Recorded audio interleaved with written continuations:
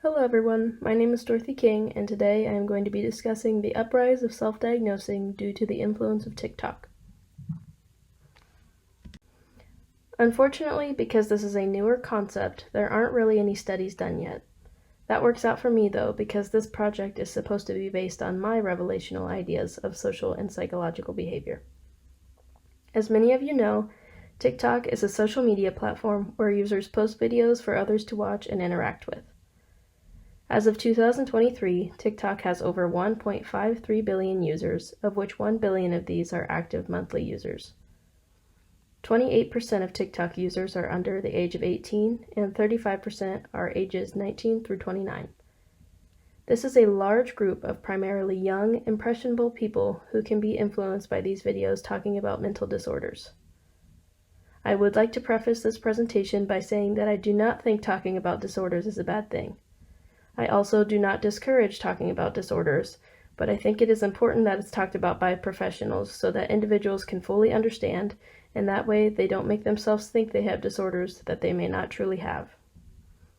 I think that talking about this on TikTok has helped some people realize that they do indeed have a disorder, but it has also convinced a lot of people who don't that they do, and that is where I think it becomes an issue. To show examples of the social psychological behavior phenomena, I have attached two TikTok videos.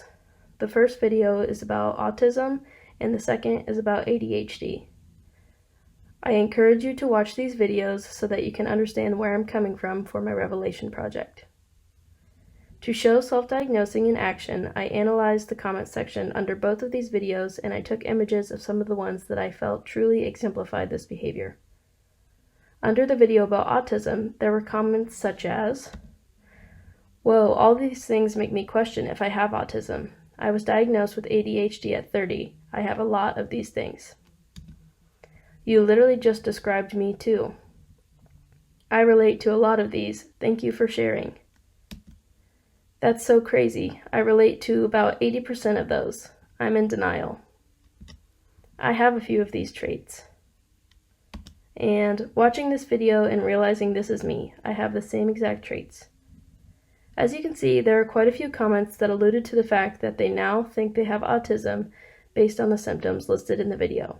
While some of the individuals may have autism, this video was not made by a mental health professional, and just because you exhibit some signs and symptoms does not inherently mean you have autism.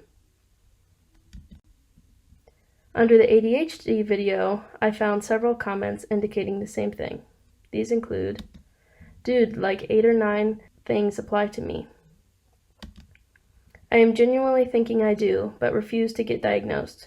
We'll check the book. If I don't get distracted, I might get through it.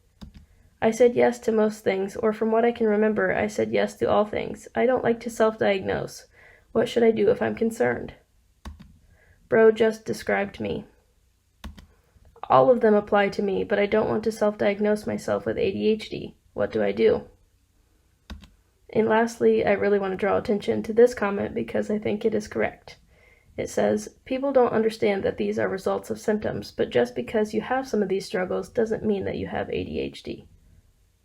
People are seeing these videos that aren't even made from mental health professionals, and they are deciding themselves that they have mental disorders when in reality, they may not. I have two real-life examples that I would like to share, one being about me and the other about a coworker I had. The reason I chose this topic is because I had been seeing a bunch of these videos on my For You page on TikTok at one point, and I had truly convinced myself I had ADHD. In the video, the man talks about how being late and underestimating the amount of time things take are symptoms of ADHD. He also mentions that procrastinating, blurting things out during conversations, taking on more tasks when you're already busy, and being distracted by things around you are all signs of ADHD. Though these are all things I can relate to, I don't really believe that I have ADHD. I am able to perform tasks that I need to, and my everyday life is not hindered by these. If I had never seen these videos, I never for a second would have thought that I had ADHD, but once I related to some of the symptoms listed, I was convinced. That's the thing. I am in nursing school and I am minoring in psychology, and I was convinced. Imagine how easily persuaded younger individuals could be. Now let's talk about my coworker. She believes that she is on the autism spectrum. I have seen tendencies in her that it wouldn't surprise me if she is. The woman in the TikTok speaks about her autistic traits and mentions many things that my friend has exemplified. She has severe anxiety. She doesn't have many friends. She is very literal. She's very intelligent and she skipped a grade. She speaks very fast. She talks a lot about her special interests. She is very clumsy and she has a lot of sensory issues. One time at work, it was super noisy in there and she just totally froze up. She was standing in one spot crying and it was like she could hardly move. I told her she could go outside to calm down because her sensory issues were hindering her work at this point in time. She is an example of somebody who realized that they probably do actually have a disorder from videos on TikTok. She is supposed to get tested, but the wait time for her to figure out if she has autism is about a year out. She can go somewhere outside of the hospital to get a diagnosis, but it wouldn't be covered by her insurance. That is an insane amount of time to wait, and that leads to my next point. Where does the problem really lie? I don't think TikTok caused the situation of people self-diagnosing, but I think it further brought to light the lack of access we have for healthcare relating to mental disorders. With high costs, limited options, extremely long wait times, people lacking awareness of how to get help, and the social stigma about getting help, it is no wonder that people have started to diagnose themselves. In conclusion, I can't really blame TikTok for the rise in self-diagnosing. However, I do think it has influenced the amount of people that believe that they have a disorder.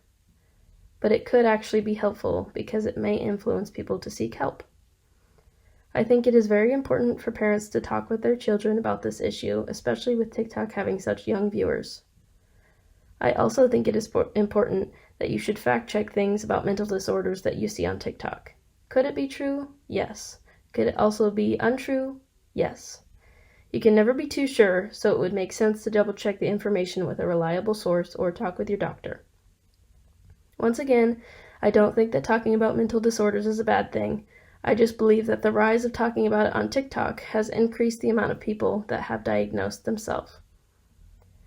It is, however, frustrating the lack of resources we have when people do have issues and try to seek help and there is such a long wait time. Thank you for listening. I hope you enjoyed my insight onto the rise of self-diagnosing due to talking about mental disorders on TikTok.